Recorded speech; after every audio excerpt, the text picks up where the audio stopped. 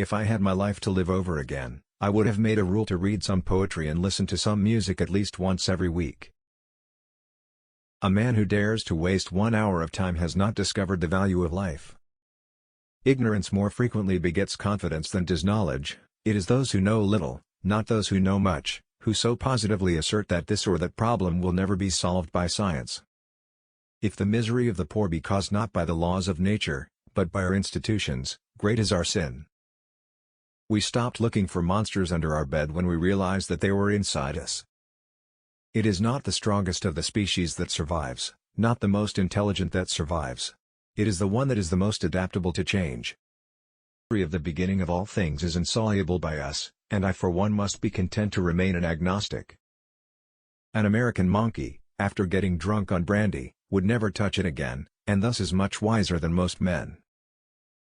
The highest possible stage in moral culture is when we recognize that we ought to control our thoughts. Blushing is the most peculiar, and most human of all expressions.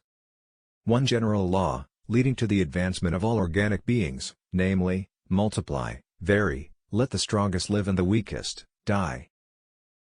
In the long history of humankind, and animal kind, too, those who learn to collaborate and improvise most effectively have prevailed. We must, however, acknowledge, as it seems to me, that man with all his noble qualities, still bears in his bodily frame the indelible stamp of his lowly origin. Besides love and sympathy, animals exhibit other qualities connected with the social instincts which in us would be called moral.